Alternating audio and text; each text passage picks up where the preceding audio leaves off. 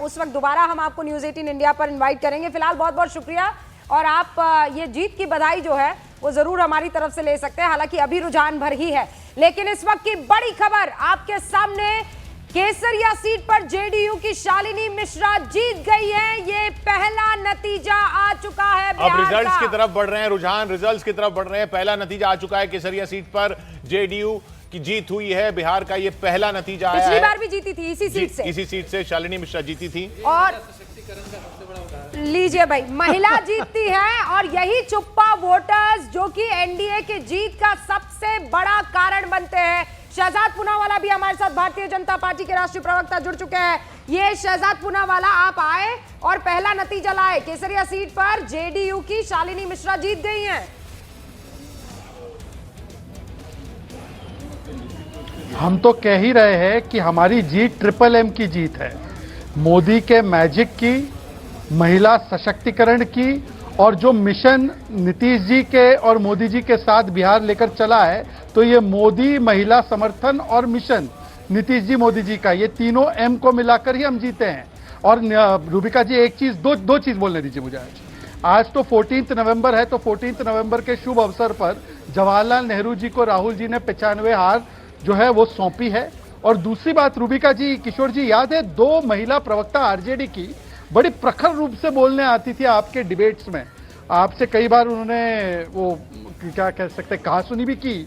आज वो पूरे दिन से गायब है। मैं तो उनको, उन दोनों को और प्लस राहुल गांधी को शुभकामनाएं देना चाहता हूं कि उनकी जो लगातार जो बोलने की शैली थी वो हमारे लिए बहुत काम कर रही थी। तो मैं समझता हूं कि प्रियंका भारती जी, कंचना यादव जी और राहुल जी, इन तीनों ने जितनी जीजान मेहनत बीजेपी और एनडीए को जिताने के लिए की है, मैं उसके लिए साधुवाद करता हूं। वैसे पीके जी ने बोला था कि 25 से कम आएगी नीतीश जी की, वरना मैं राजनीति छोड़ दूंगा। तो बस अब वो क्लिप मैं आपके पास भेजूं क्या रूबिका? एक बार पीके जी से पूछना कि वो अपनी बातों से जीरो है, राजनीति छोड़ना या न छोड़ने का सवाल ही बात है। वो न्यूज़ 18 इंडिया की ही क्लिप है जो वो भेजना चाह रहे हैं, उस पर हमारी पैनी नजर है। वो सवाल जब पूछा गया था तब उन्होंने बकायदा ये बात कह दी थी कि 25 से ज्यादा जेडीयू की आ जाएगी तो मैं राजनीति छोड़ दूंगा। मैंने कहा राजनीति छोड़ देंगे आप? इतना अतिशयोक्ति कहने की क्या जरूरत है? उन्होंने कहा आप लिख कर ले लीजिए कि 25 से ज्यादा जेडीयू को नहीं आने वाली है। और इस वक्त जब हम बात कर रहे हैं तो 78 सीटों के साथ जेडीयू दूसरे नंबर की सबसे बड़ी पार्टी बनी हुई है। शहजाद बने रहिएगा, मणिशंकर अय्यर साहब भी हमारे साथ यहाँ पर मौजूद है। लेकिन इस प्रचंड जीत के बाद आप देखिए, अब तो नतीजे आने लगे हैं। इस प्रचंड जीत और जनसुराज के बकायदा प्रवक्ता भी हमारे साथ बैठे हुए हैं, है ना? सर बताइए, वो प्रशांत किशोर जी का जो इंटरव्यू है न्यूज़ 18 इंडिया के साथ, वो बड़ा वायरल हो रहा है। सबसे पहले संजय जी को और शहजाद जी को, चूंकि अब जो रुझान है वो परिणाम में तब्दील होंगे, इन दोनों को बहुत बहुत शुभकामना, बहुत बधाई।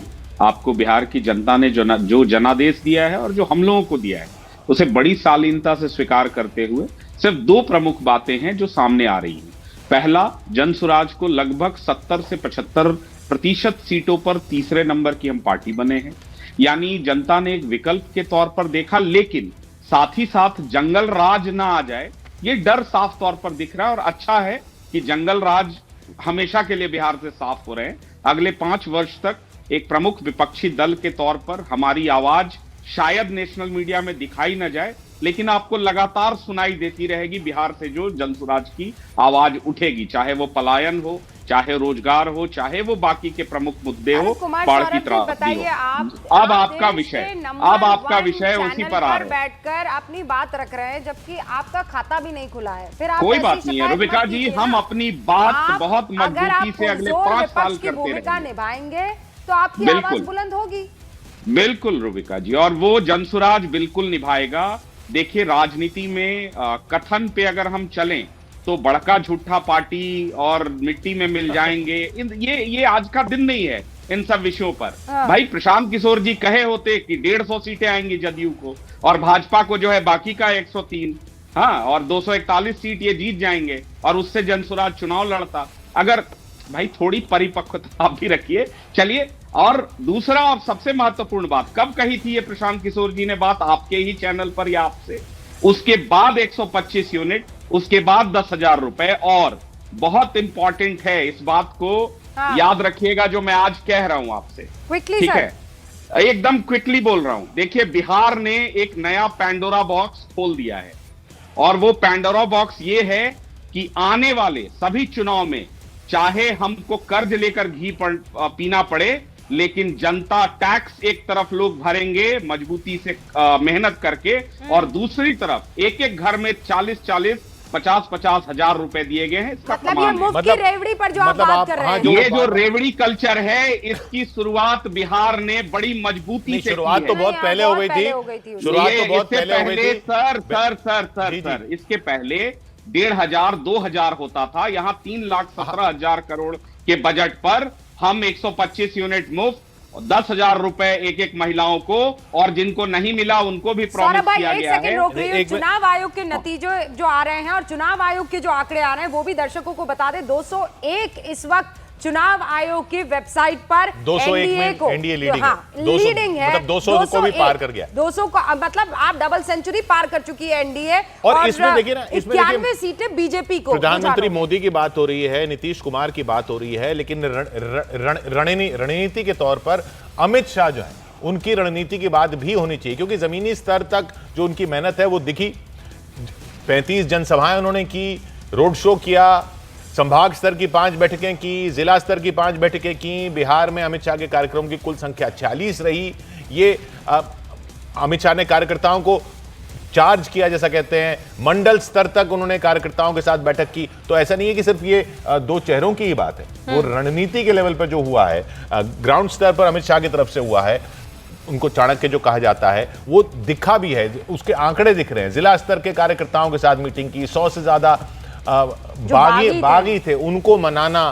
वो लोग भी अमित शाह के बिना किसी और की बात सुनने को तैयार नहीं थे। हैं कि नामांकन के लिए जा रहा है बागी जी, और उसको फोन अमित शाह करते और वो बागी जो है लौट कर आ जाता जी। नामांकन कर देने के बावजूद, मतलब ऐसी बातें भी हैं कि ग्राउंड जीरो पर मौजूद रहकर हर एक चीज को और वो रिजल्ट में रिफ्लेक्ट कर रहा है, और वो आज की तारीख में दिखाई दे रहा है। 14 नवंबर को काउंटिंग है, 11 नवंबर को चुनाव है। बेलसंड वालों, चुनाव का नतीजा जानना चाहते हो क्या? जानना है क्या?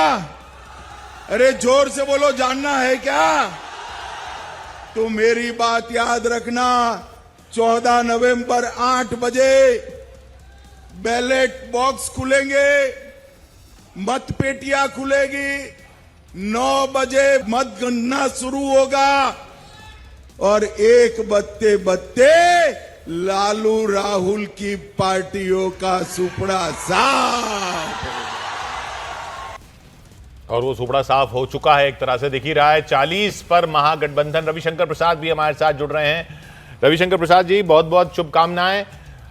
नीतीश जी फिर से मुख्यमंत्री बन रहे हैं। अरे भाई, इसमें आपको कोई वैकेंसी है क्या? ये तो हम लोग शुरू से बोल रहे हैं, गृह मंत्री जी बोल चुके हैं, तो फिर क्या मतलब है इसका? कोई वैकेंसी नहीं है। और अमित शाह जी ने तो ये भी कहा, ना प्राइम मिनिस्टर के पोस्ट की वैकेंसी है, ना मुख्यमंत्री के पोस्ट की वैकेंसी। लेकिन हाँ, ये रिजल्ट बहुत ऐतिहासिक है, और मैं बार बार कह रहा हूँ, मुझे अपने बिहारी और बिहार की जनता पर बहुत गर्व है, अभिनंदन, बहुत प्रणाम, कि जात पात से ऊपर उठकर बिहार की जनता ये ऐतिहासिक रिजल्ट देती है। तो देखिए, इस बिहार के चुनाव को आप पारंपरिक चुनाव से तुलना मत करिए। भारत के कॉन्स्टिट्यूशनल पॉलिटी का ये मील का पत्थर है।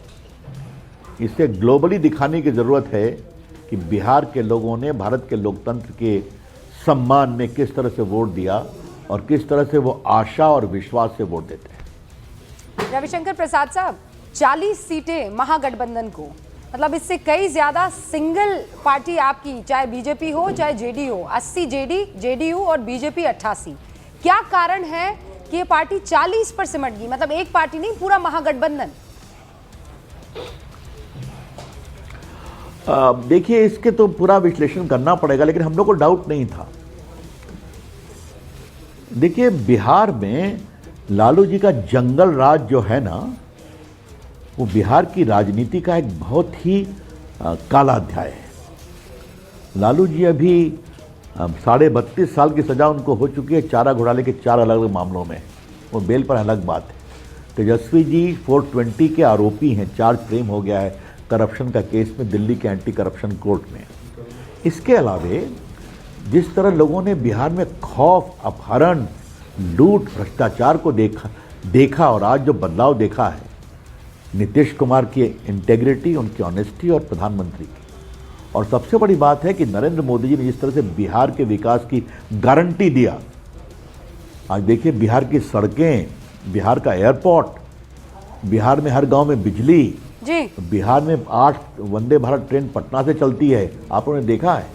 और नीतीश कुमार जी ने जो जमीन पर काम किया, महिलाओं के एम्पावर का काम जो मोदी जी की सरकार और नीतीश जी की सरकार ने किया, इन सबों का सम्मिलित असर पड़ता है। हम बता दें उपेंद्र कुशवाहा जी भी हमारे साथ जुड़ चुके हैं। उनकी पत्नी जो है सासाराम से चुनाव लड़ रही हैं और मेरे ख्याल से लगभग 6000 वोटों से आगे भी चल रही है। उपेंद्र जी, बहुत बहुत स्वागत है आपका न्यूज़ 18 इंडिया पर। हमारी मुलाकात बिहार के चुनावों के दौरान हुई थी और आप बहुत कॉन्फिडेंट थे और आपका स्ट्राइक रेट भी बढ़िया चल रहा है।